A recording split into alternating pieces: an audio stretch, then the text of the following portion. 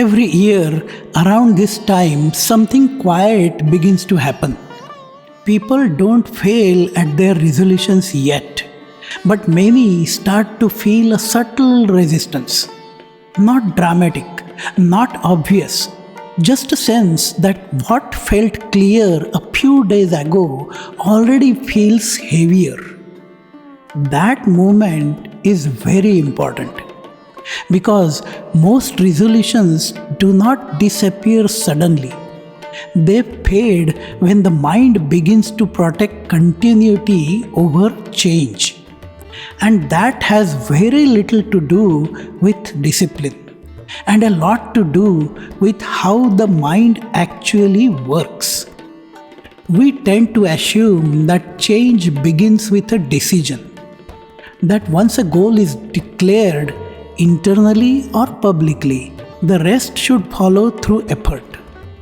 But the mind does not treat decisions as turning points. It treats them as suggestions. Internally, the brain is always asking a different question. Is this new behavior consistent with what I already know to be true about myself? If the answer is no, resistance does not appear as rebellion. It appears as fatigue, distraction, or loss of interest. Not because the goal lacks value, but because the system is protecting continuity. Identity is not a story we tell ourselves once a year. It is a structure that has been reinforced daily, often for decades. The mind predicts tomorrow based on yesterday. And when a resolution demands an abrupt departure from that pattern, the brain experiences uncertainty, not inspiration. This is why ambitious resolutions often feel heavy so quickly. They require the mind to behave like someone it has not yet learned to trust. The resistance that follows is not weakness. It is the nervous system doing what it evolved to do: maintain stability. Motivation usually peaks at the moment of commitment. That is when novelty is strongest. That is when the imagined future feels vivid. But novelty is not a reliable fuel. As novelty fades, the brain shifts from enthusiasm to evaluation. It starts asking, is this sustainable? Does this fit into existing patterns? Does this cost more than it returns? If the answer feels uncertain, the mind quietly withdraws support. Not dramatically, not consciously, just enough to stall progress. What actually reshapes behavior is rarely intensity. It is continuity. Small changes that do not threaten identity are far more likely to persist. Not because they are easier, but because they are acceptable to the mind.